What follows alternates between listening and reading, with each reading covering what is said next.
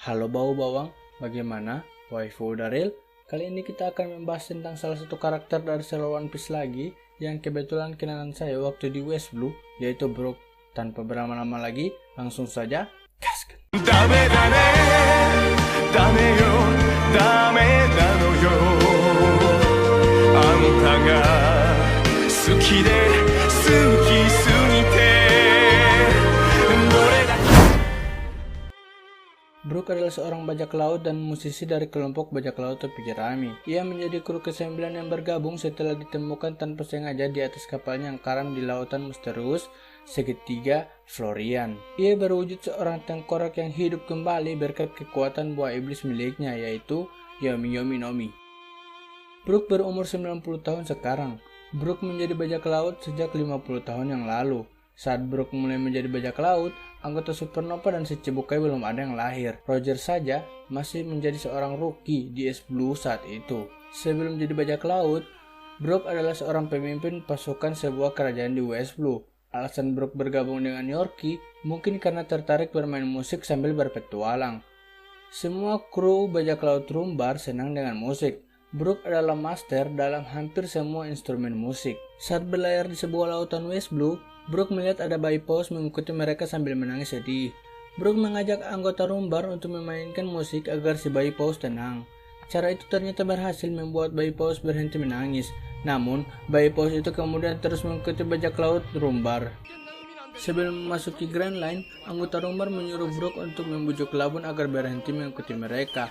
Labun kemudian pergi dan tidak terlihat lagi.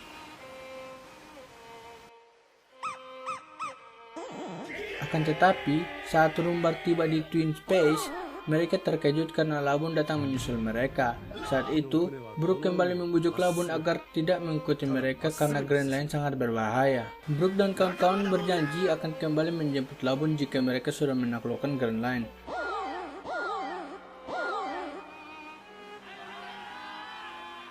Setelah memasuki sebuah hutan, Kapten Yorkie dan beberapa kru terjangkit sebuah virus mematikan. Gejala penyakit itu mirip demam pohon yang nyaris menghabisi seluruh penghuni Pulau Jaya. Yorkie yang tak punya harapan bertahan hidup lagi membagi dua kru Rumbar. Kru yang sakit akan ikut bersamanya menghanyutkan diri dengan kapal melintasi Clam Belt. Kru yang sehat yang dipimpin Brook akan melanjutkan petualangannya. Perjalanan Brook dan kawan-kawan harus terhenti ketika menuju Florian Triangle. Saat itu, Brook dan kawan-kawan harus menghadapi bajak laut spesialis racun. Brook dan beberapa kru berhasil mengatasi lawan, tetapi mereka tetap mati karena lawan menggunakan senjata yang dilapisi racun mematikan.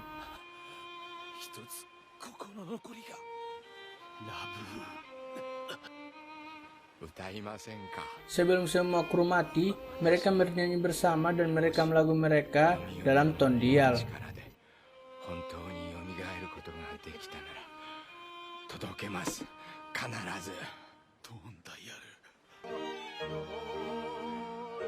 Lagu yang mereka nyanyikan adalah lagu terfavorit saya dalam One Piece, yaitu Bingkus no Sakeo. Brook berjanji akan memutar lagu itu saat berjumpa dengan Labun.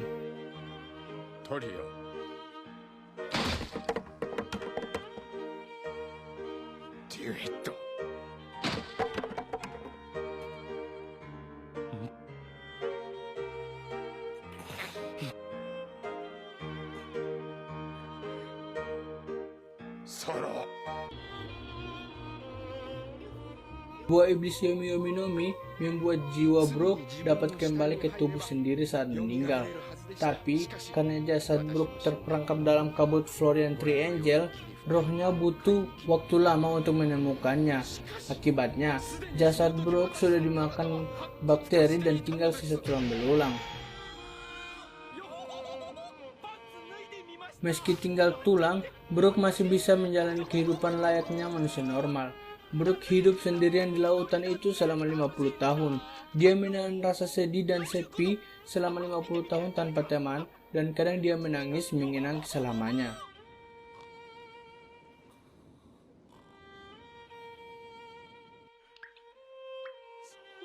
Ketika ditanya mengapa Brook bisa menangis walau tak punya mata, Mas Oda menjawab bahwa jiwa Brook lah yang menangis.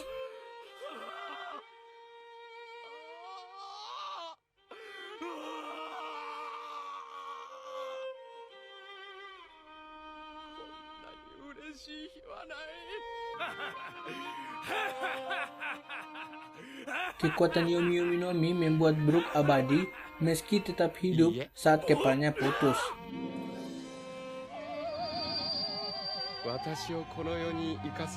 Jika saat Brook dibunuh musuh dengan cara menghancurkan semua tulangnya, ruh dia tidak akan punya tempat untuk bersemayam dan kemudian akan hilang kontrol. Dalam hal ini, buah iblis Tama-Tama no Mi mungkin lebih hebat karena Baron Tamago akan terus bereinkarnasi dalam wujud baru setelah dibunuh lawannya. Ketika bayangan Brook dicuri Moria dan diberikan kepada Ryuma, Brook selalu berusaha melawan Ryuma untuk merebut bayangannya kembali. Akan tetapi, Brook selalu kalah.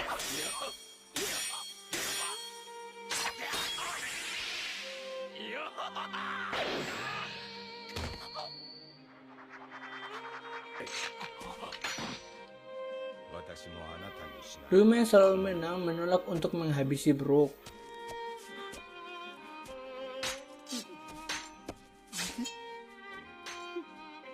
Setelah tinggal sendiri selama 50 tahun, Brook akhirnya bertemu dengan seorang yang ingin berkawan dengannya, yaitu Luffy. Brook menolak ajakan Luffy menjadi kru karena dia akan hangus di bawah sinar matahari karena bayangannya telah dicuri oleh Moria.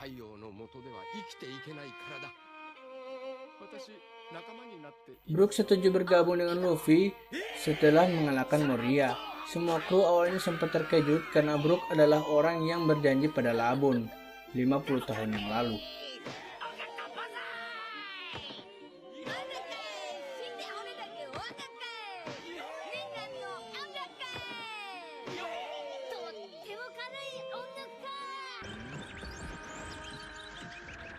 Ketika di Pulau Sabaody, terjadi pertikaian antara kru topi jerami dengan angkatan laut yang mana mereka dihadapkan langsung dengan Kizaru dan seorang Shichibukai yaitu Kuma.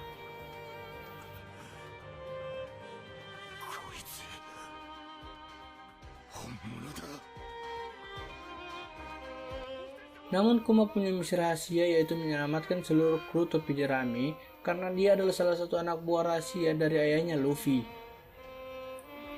Hal ini membuat Kuma memutuskan untuk melempar seluruh kru topi jerami ke tempat yang berbeda agar mereka dapat lari dari kejaran angkatan laut sekaligus berlatih lebih karena menurut Kuma kekuatan dari kru ini masih kurang untuk menuju dunia baru. Karena jadi kru paling terakhir bergabung, Kuma tidak dapat menemukan tempat untuk berlatih yang tepat bagi Brook. Brook dilemparkan ke negeri yang menyembah setan. Bukannya berlatih fisik, Brook malah harus membantu warga Harati bangkit dari sifat malas mereka.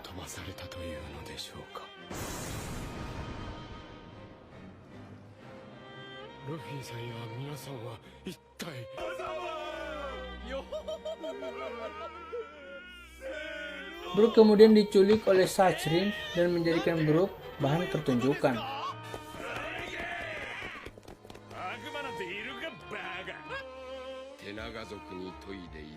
Dibawa ke negeri suku tangan panjang yang suka musik menjadi berkat tersendiri bagi Brook. Disinilah Brook mengembangkan kemampuan mengubah lagu yang bisa mempengaruhi jiwa manusia yang mendengarnya. Pedang Soul Brook juga ditempa di tempat ini.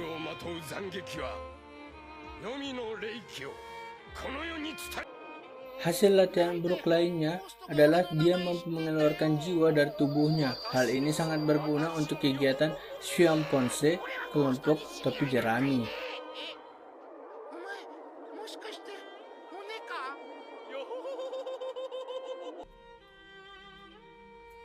Di Whole Cake, Brook mendapat misi khusus untuk menyalin Ruwato Poneglyph milik Big Mom. Awalnya, misi berjalan lancar, namun ketika Brook dalam proses menyalin Ruwato Poneglyph, tiba-tiba muncul Big Mom, sehingga terjadilah pertarungan antara Brook dan Big Mom. Hal inilah yang menjadikan Brook sebagai kru topi jerami pertama yang melawan seorang Yonkou.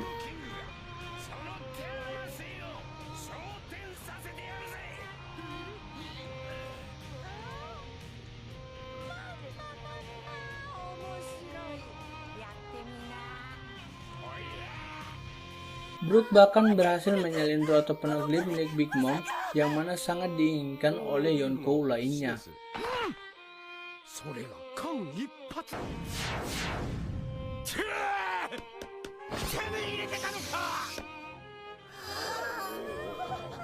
Brook adalah musuh alami kekuatan Soru-Soru Nomi milik Big Mom. Jiwa dalam homies itu adalah jiwa yang salah tempat tinggal. Mereka adalah jiwa orang lain yang dimasukkan ke dalam boneka. Ikatan antara jiwa itu dengan tubuh sementara pasti tidak sekokoh ikatan dengan tubuh asli. Ketika Brook menggunakan kekuatannya, jiwa di dalam homies ini langsung memberontak mengikuti irama musik Brook. Dan pada akhirnya, jiwa itu meninggalkan boneka yang mereka tempati. Di Whole Cake juga, ketika ia mengambil bagian dalam operasi menghancurkan pesta teh Big Mom, Brook menyamarkan dirinya di antara klon Luffy yang dibuat oleh kekuatan Charlotte Brawl dengan memakai topi yang Luffy berukuran lebih besar dan topi yang diikat dengan tali, yang membuatnya cukup dekat dengan foto karamel yang sangat berharga bagi Big Mom dan menghancurkannya. Di arc Wano yang sedang ongoing ini, Brook diperlihatkan menyamar menjadi hantu dan berhasil menakuti para ninja bawaan Orochi, serta berhasil menemukan sebuah poneglyph yang belum tahu itu poneglyph biasa atau Ruato poneglyph.